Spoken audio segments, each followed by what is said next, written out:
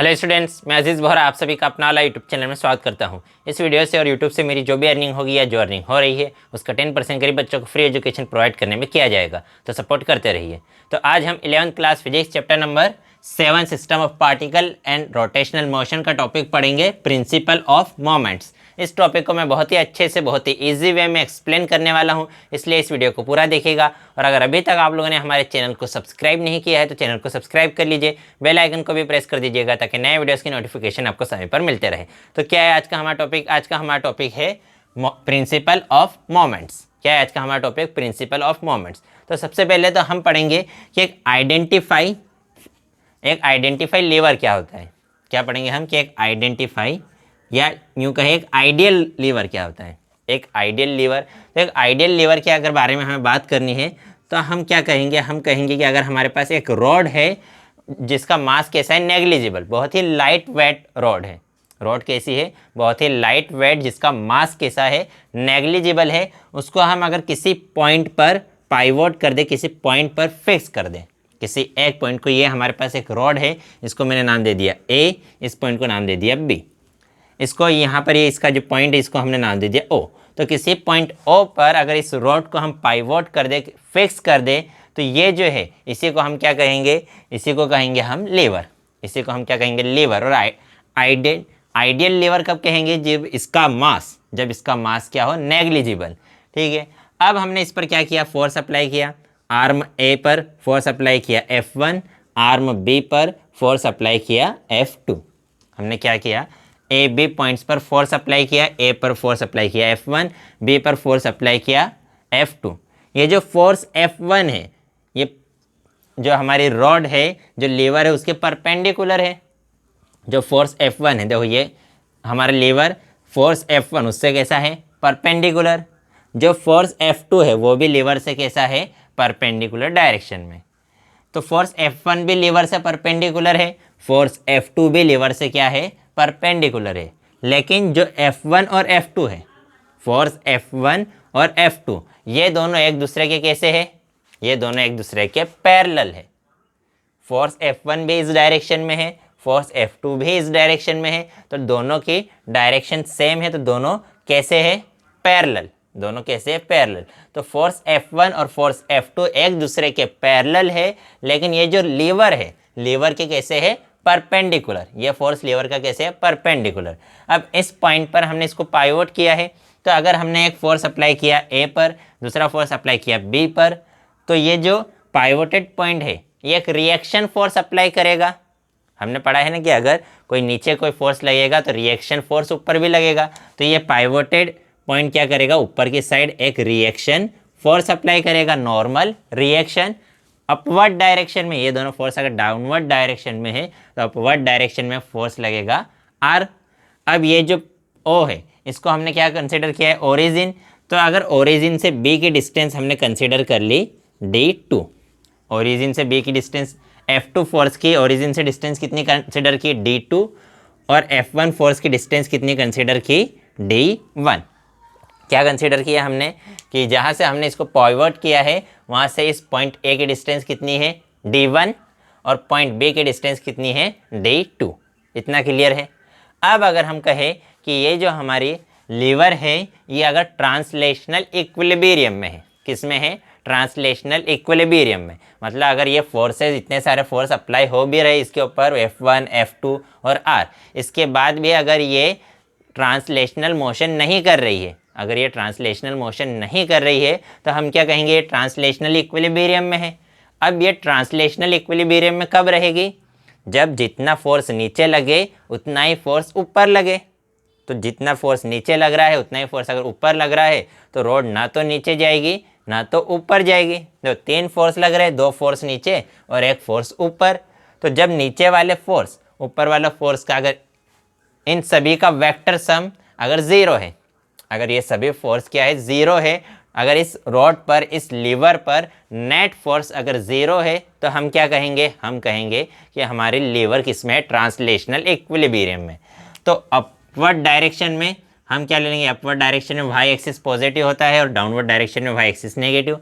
तो जो upward force है उसको हम लेंगे पॉजिटिव और जो डाउनवर्ड फोर्स है उसको हम क्या लेंगे? नेगेटिव।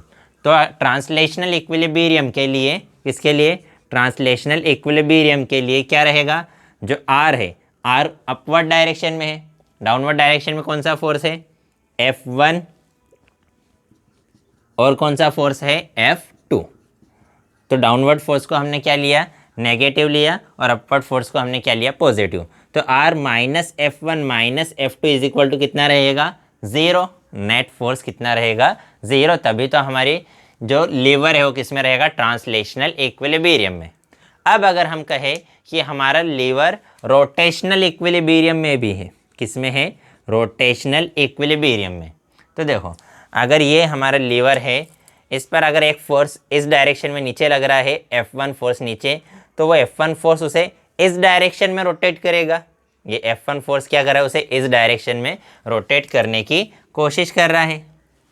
ये जो F2 फोर्स है, F2 फोर्स क्या करेगा, इस टाइप से जब लगेगा तो इस डायरेक्शन में रोटेट करेगा। F2 फोर्स इस डायरेक्शन में रोटेट करने की कोशिश करेगा, मतलब इस डायरेक्शन में रोटेट कर रहा है। अब अगर जो हमारा लीवर है वो रोटेशनल इक्विलिब्रियम में है, रोटेशनल इक्विलिब्रियम में है, मतलब अगर उस पर नेट टॉर्क, उस पर लगने वाला नेट टॉर्क अगर कितना हो, 0, तो नेट टॉर्क का 0 मतलब एक टॉर्क तो ये अप्लाई करेगा, कौन, फोर्स F1, उसको हम कंसिडर कर लेते हैं टॉ1। एक टॉर्क कौन अप्लाई करेगा, फोर्स F2, उसको हम कंसिडर कर लेते हैं टॉ2। एक टॉर्क F1 फोर्स ने अप्लाई किया, एक टॉर्क F2 फोर्स ने अप्लाई किया, और एक और टॉर्क कौन अप्लाई करेगा, नॉर्मल रिएक्शन, ये भी एक फोर्स है, तो नॉर्मल रिएक्शन भी क्या करेगा, टॉर्क अप्लाई करेगा। लेकिन ये जो नॉर्मल रिएक्शन है ये कहाँ से जा रहा है, ओरिजिन से जा रहा है। नॉर्मल रिएक्शन कहाँ से जा रहा है, ओरिजिन से। और moment of torque, moment of force या टॉर्क में हमने पढ़ा था कि अगर कोई फोर्स ओरिजिन से पास हो रहा है, कोई फोर्स कहाँ से पास हो रहा है, ओरिजिन से अगर पास हो रहा है, तो उसका जो टॉर्क है वो कितना होता है, 0। उसका जो मोमेंट ऑफ फोर्स है वो कितना होता है, 0। तो इसलिए जो नॉर्मल रिएक्शन का टॉर्क है वो तो रहा 0, तो टॉर्क सिर्फ किसकी वजह से रहेगा, force F1 and force F2। अब ये जो फोर्स F1 है, फोर्स F1 इस डायरेक्शन में जा रहा है, इस डायरेक्शन में, इस डायरेक्शन में, ये डायरेक्शन मतलब कौन सी डायरेक्शन है, एंटी क्लॉकवाइज। तो एंटी क्लॉकवाइज डायरेक्शन को हम कन्वेनियंट के लिए क्या लेंगे, पॉजिटिव। और ये जो है ये क्लॉक की डायरेक्शन में है, इसी टाइप से हमारी क्लॉक चलती है ना, तो ये जो F2 फोर्स है वो क्लॉक की डायरेक्शन में है, तो जो क्लॉक की डायरेक्शन है उसको हम ले लेंगे नेगेटिव। सीधी बात है, एक को अगर पॉजिटिव लेना है तो दूसरे को क्या लेना पड़ेगा, नेगेटिव। तो इसकी वजह से जो टॉर्क है वो हमने क्या कंसीडर किया, टॉ1, तो टॉ1 लेंगे पॉजिटिव, और टॉ2 की वैल्यू क्या लेंगे, नेगेटिव। तो टॉ1 माइनस टॉ2 इज इक्वल टू कितना हो जाएगा, 0। किसके लिए, रोटेशनल इक्विलिब्रियम में नेट टॉर्क, नेट टॉर्क किसके इक्वल रहेगा, 0 के इक्वल। अब हमें पता है टॉर्क का फॉर्मूला क्या होता है, टॉर्क का फॉर्मूला होता है R क्रॉस F, ये होता है टॉर्क का फॉर्मूला। अगर इसका मैग्नीट्यूड की बात करें तो इसका magnitude tau is equal to क्या आ जाएगा, RF sine theta, where theta is angle between R and F। F क्या है, फोर्स, और R क्या है, position vector. R vector, R क्या है, पोजीशन वेक्टर, और R क्या है, मैग्नीट्यूड ऑफ पोजीशन वेक्टर, मतलब उसकी डिस्टेंस। अगर थीटा की वैल्यू 90 डिग्री है, थीटा की वैल्यू कितनी है, 90 डिग्री, तो हमारे पास क्या आ जाएगा, RF साइन 90। 90 डिग्री मतलब R और F के बीच का एंगल अगर कितना है, 90 डिग्री, तो थीटा की स्पेस पे हमने लिख दिया साइन 90। तो अब थीटा की स्पेस पे 90 लिखा, साइन 90 की वैल्यू कितनी होती है, 1। तो टॉर्क कितना हो जाएगा हमारे पास, टॉर्क हो जाएगा RF। तो जो टॉर्क का मैग्नीट्यूड है वो कितना हो जाएगा, RF। तो यहाँ पर अगर हम मैग्नीट्यूड की बात करें, किसकी बात करें, अगर मैग्नीट्यूड की बात करें तो टॉ1 माइनस टॉ2 इज इक्वल टू कितना है, 0 है। तो ये क्या है, देखो हमने मैग्नीट्यूड के साथ साथ इसकी डायरेक्शन कैसे बताई, कि इसको पॉजिटिव लिया, इसको नेगेटिव लिया, तो एक को पॉजिटिव और नेगेटिव लेकर हमने डायरेक्शन की भी बात कर ली और उसके मैग्नीट्यूड की भी बात कर ली। तो टॉ1 माइनस टॉ2 इज इक्वल टू क्या रहेगा, ये माइनस साइन क्या बता रहा है कि टॉ2 किस डायरेक्शन में है, एंटी, टॉ2 किस डायरेक्शन में, क्लॉकवाइज डायरेक्शन में। टॉ1 को प्लस लिया है, पॉजिटिव लिया है, इसका मतलब ये क्या रिप्रेजेंट कर रहा है कि ये जो टॉर्क टॉ1 है वो किस डायरेक्शन में है, किस डायरेक्शन में है, एंटी क्लॉकवाइज डायरेक्शन में। अब टॉ इज इक्वल टू क्या आ गया हमारे पास, RF। RF कब रहेगा, जब एंगल 90 डिग्री हो। तो देखो यहाँ पर ये है ओरिजिन से डिस्टेंस d1 और फोर्स, इसके बीच का एंगल कितना है 90 डिग्री। यहाँ पर भी फोर्स और डिस्टेंस, ओरिजिन से जो डिस्टेंस है d2, उनके बीच का एंगल भी कितना है 90 डिग्री।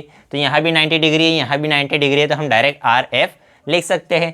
तो इसके लिए आर की मतलब ओरिजिन से डिस्टेंस कितनी है d1, तो यहाँ हम लिखेंगे d1 और उसका फोर्स कितना है F1, तो फोर्स लिख दिया F1, माइनस साइन तो ये माइनस साइन, टो टू इस फोर्स का टॉर्क। तो इस फोर्स की डिस्टेंस कितनी है ओरिजिन से d2 और इसका फोर्स कितना है F2 इज इक्वल टू कितना आ गया 0। तो d1 F1 minus d2 F2 is equal to कितना है 0, क्योंकि एंगल है 90 डिग्री, 90 डिग्री के लिए साइन की वैल्यू कितनी हो जाएगी 1 हो जाएगी। तो अब ये d1 F2 इधर माइनस में, इक्वल टू के उधर जाके क्या हो जाएगा प्लस में, तो हमारे पास वैल्यू क्या आ जाएगी d1 F1 is equal to d2 F2। तो ये जो है यही हमारा क्या है प्रिंसिपल ऑफ मोमेंट, यही क्या है हमारा प्रिंसिपल ऑफ मोमेंट। अब देखो ये जो फोर्स F1 है, तो ये फोर्स F1 क्या रहेगा, इस आर्म A1 पर रखा कोई लोड। फोर्स F1 क्या रहेगा, इस आर्म पर, इस वाली साइड पर रखा कोई लोड, जिसको हमें क्या करना है लिफ्ट करना है, जिसको हमें ऊपर ले जाना है। तो इसलिए इस फोर्स F1 को हम क्या कहेंगे लोड, फोर्स F1 को हम क्या कहेंगे लोड। ये फोर्स F1 क्या है कि यहाँ पर कोई लोड रखा है, तो लोड क्या करेगा डाउनवर्ड डायरेक्शन में फोर्स अप्लाई करेगा। तो फोर्स F1 क्या है आर्म ए पर रखा कोई लोड, जिसे हमें क्या करना है लिफ्ट करना है, ऊपर ले जाना है।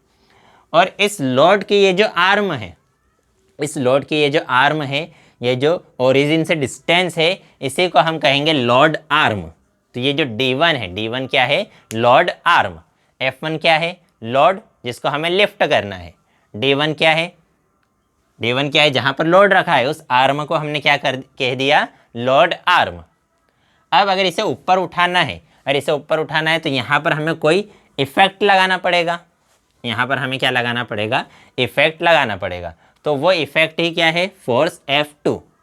तो इफेक्ट है या एफर्ट कह सकते हैं हम, कि जो फोर्स F2 है वो क्या है एफर्ट। फोर्स F2 क्या है कि अगर इस वाली साइड को हमें ऊपर उठाना है तो इस वाली साइड पर हमें फोर्स लगाना पड़ेगा, एफर्ट लगाना पड़ेगा। तो वो जो एफर्ट है तो वही कौन है फोर्स F2। और एफर्ट लगाने वाले आर्म की जो लेंथ है, इस आर्म पर हम एफर्ट लगाएंगे, तो एफर्ट लगाने वाले आर्म की लेंथ को हम क्या कहेंगे एफर्ट आर्म। तो जो d1 क्या है, d1 है हमारा क्या है d1 लोड आर्म, d1 क्या है लोड आर्म। F1 क्या है लोड, F1 क्या है लोड, F1 क्या है बोलो जल्दी से load is equal to d2 क्या है एफर्ट बोलो एफर्ट आर्म, d2 क्या है एफर्ट आर्म। और F2 क्या है, F2 है एफर्ट, F2 क्या है एफर्ट। तो हमारे पास क्या आया load arm into load equal आ गया, किसके equal effort arm into effort. तो यही क्या है हमारा प्रिंसिपल ऑफ मोमेंट्स, कि प्रिंसिपल ऑफ मोमेंट्स क्या कहता है कि लोड आर्म इंटू लोड किसके इक्वल रहेगा एफर्ट आर्म इंटू एफर्ट के इक्वल। अब इसको अगर इक्वेशन नंबर में फर्स्ट दे दूं, देखो अगर इक्वेशन नंबर फर्स्ट को अगर आगे हम और सॉल्व करें तो ये F2 इधर मल्टीप्लाई में है, इक्वल टू के इधर आएगा तो डिवाइड में। तो यहाँ पर हमारे पास क्या लिखा है ये F2 इक्वल टू के इधर आकर क्या हो जाएगा डिवाइड में। ये D1 यहाँ पर मल्टीप्लाई में लिखा है, इक्वल टू के उधर ले जाएंगे तो किस में चले जाएगा डिवाइड में। तो हमारे पास क्या आ जाएगा F1 upon F2 is equal to D2 upon D1। ये वैल्यू आ जाएगी क्या, देखो सीधी बात है, जो इधर ऊपर लिखा है इक्वल टू के इधर आकर नीचे आ जाएगा, जो यहाँ पर D1 ऊपर लिखा है इक्वल टू के उधर जाकर नीचे चला जाएगा। जब मल्टीप्लाई में कोई चीज़ लिखी हो तो इक्वल टू के ऊपर जो नीचे लिखे हो वो ऊपर, जो ऊपर लिखी हो नीचे चली जाती है। तो F1 upon F2 is equal to कितना आ गया D2 अपॉन D1। अब ये जो F1 अपॉन F2 है इसी को हम बोलते हैं मैकेनिकल एडवांटेज, इसी को हम क्या बोलते हैं मैकेनिकल एडवांटेज। ठीक है, F1 अपॉन F2 को हम क्या बोलते हैं mechanical advantage. F1 upon F2 को ही हम क्या बोलते हैं, मैकेनिकल एडवांटेज। तो मैकेनिकल एडवांटेज कितना है हमारे पास, F1 अपॉन F2, और ये किसके इक्वल है, D2 अपॉन D1 के इक्वल। अब सपोज करो अगर D2 जो है वो ग्रेटर देन है किससे, D1 से, कि D2 की वैल्यू ज़्यादा है किससे, D1 से। सपोज करो D2 की वैल्यू है 6 और D1 की वैल्यू कितनी है 2। हमने कंसिडर कर लिया D2 की वैल्यू अगर कितनी है 6 और D1 की वैल्यू कितनी है 2। इसकी वैल्यू सपोज करो 6 मीटर है और इसकी वैल्यू कितनी है 2 मीटर। तो D2 की स्पेस पे हम क्या लिखेंगे, D2 की स्पेस पे लिखेंगे 6। तो F1 upon F2 is equal to क्या आ जाएगा, 6 अपॉन 2। 6 अपॉन 2 कितना आ जाएगा 3। 2 के टेबल से 6 कितने टाइम्स में कैंसिल होगा, 3 टाइम्स में।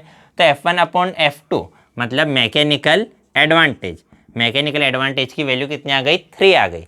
तो जब भी मैकेनिकल एडवांटेज की वैल्यू या यूँ कहे D2 अपन D1 का रेशो 1 से ग्रेटर आएगा, ये 3 आया, 3 आया मतलब किससे ग्रेटर आया, ये 1 से ग्रेटर आ गया। तो जब भी मैकेनिकल एडवांटेज की वैल्यू 1 से ग्रेटर आएगी, तो 1 से ग्रेटर आएगी, तो इससे क्या मिलेगा हमें, इससे हमें ये मिलेगा कि अगर इस पर हम थोड़ा सा भी एफर्ट लगाएंगे, इस एफर्ट आर्म पर हम थोड़ा सा भी एफर्ट लगाएंगे, तो उससे ये जो लोड आर्म पर लोड रखा है वो बहुत ज़्यादा लिफ्ट हो जाएगा। क्या कहा हमने कि अगर mechanical advantage is greater than 1, कि मैकेनिकल एडवांटेज की वैल्यू अगर 1 से ज़्यादा है, मैकेनिकल एडवांटेज की वैल्यू अगर 1 से ज़्यादा है, वो कब ज़्यादा रहेगी, जब D2 बड़ा रहेगा किससे, D1 से। D2 is greater than D1। तो अगर D2 is greater than D1, तो इस पर अगर हम थोड़ा सा भी फोर्स लगाएंगे, इस पर थोड़ा सा भी एफर्ट लगाएंगे, तो जो लोड है वो बहुत ज़्यादा लिफ्ट होगा। उसकी कंपैरिजन में हमने जो फोर्स लगाया उसकी कंपैरिजन में जो हमारा लोड रखा है यहाँ पर वो बहुत ज़्यादा क्या होगा, लिफ्ट होगा। तो हमारे डेली लाइफ में बहुत सारे इसके एग्जाम्पल देखने को मिलते हैं लीवर के। सबसे पहला एग्जाम्पल तो जो बच्चों का जो सीसो होता है, वो सीसो होता है ना, यहाँ पर एक बच्चा बैठता है, यहाँ बैठता है, एक बच्चा यहाँ नीचे फोर्स लगाता है तो दूसरा बच्चा ऊपर जाता है। गार्डन्स में बच्चों का सीसो होता है ना, तो वो जो सीसा है वो भी किसका एग्जाम्पल है, लीवर का एग्जाम्पल है। और ऐसे बहुत सारे एग्जाम्पल हमारे डेली लाइफ में हमें लीवर के देखने को मिलते हैं। अब हमने क्या कहा, हमने कहा कि ये जो फोर्स F1 और F2 है, इन्होंने कितना एंगल बनाया, 90 डिग्री का एंगल बनाया। तो ज़रूरी नहीं है कि ये लीवर के साथ 90 डिग्री का एंगल बनाए। सपोज करो F1 इस डायरेक्शन में लग रहा है और F2 इस डायरेक्शन में लग रहा है, F1 इस डायरेक्शन में और F2 इस डायरेक्शन में। तो ज़रूरी नहीं है कि दोनों फोर्स इस लीवर के साथ 90 डिग्री का एंगल बनाए, वो कुछ डिफरेंट एंगल भी बना सकते हैं, वो दोनों कुछ डिफरेंट एंगल भी बना सकते हैं। F1 और F2 रहेंगे हमेशा कैसे, पैरेलल।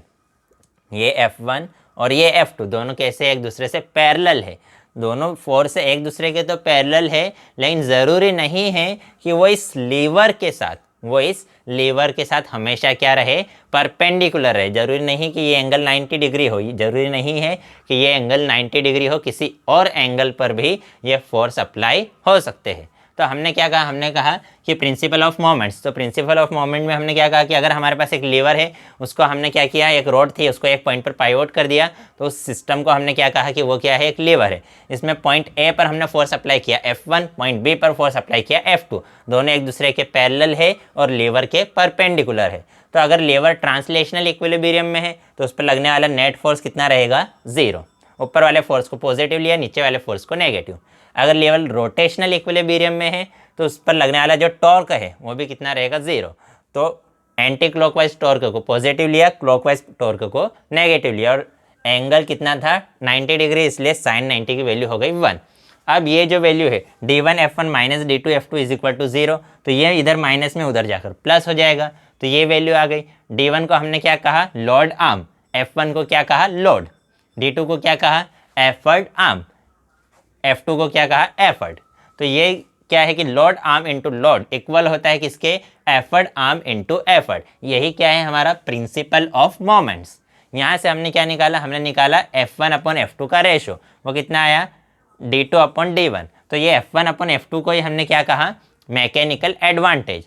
अब अगर F1 अपॉन F2 की वैल्यू, F1 अपॉन F2 की वैल्यू कितनी आ गई, 3, या यूँ कहे 1 से अगर ज़्यादा आई, तो अगर मैकेनिकल एडवांटेज 1 से अगर ज़्यादा है, 1 से ज़्यादा है, तो इसका मतलब अगर हम थोड़ा सा भी इस पर एफर्ट लगाएंगे तो ये लोड ज़्यादा उसके कंपैरिजन में बहुत ज़्यादा लिफ्ट होगा। और ये ज़रूरी नहीं है कि ये दोनों फोर्स हमेशा लीवर के कैसे हो, परपेंडिकुलर हो, कुछ एंगल पर भी हो सकते हैं। ये दोनों फोर्स तो एक दूसरे के लिए तो क्या है, पैरेलल। ये दोनों फोर्स F1 और F2 एक दूसरे के लिए तो क्या है, पैरेलल। लेकिन ज़रूरी नहीं है कि ये इस लीवर के साथ हमेशा 90 डिग्री का एंगल बनाए। देखो अब ये 90 डिग्री का एंगल बना रहा है क्या, नहीं। अब ये 90 डिग्री का एंगल बना रहा है क्या, नहीं। तो ऐसे हमारे डेली लाइफ में बहुत सारे लीवर्स के एग्जाम्पल है। जो बच्चों का सीसो होता है गार्डन में, वो भी किसका एग्जाम्पल है, लीवर का एग्जाम्पल है। तो आज की वीडियो में इतना ही है। वीडियो कैसी लगी कमेंट करके ज़रूर बताइएगा। कोई डाउट हो तो कमेंट में आप उनसे पूछ सकते हैं, कोई सजेशन हो तो वो भी कमेंट कर सकते हैं। तो वीडियो अगर पसंद आई हो तो लाइक कीजिएगा, अपने दोस्तों के साथ भी शेयर ज़रूर कर दीजिएगा, और पसंद ना आई हो तो डिसलाइक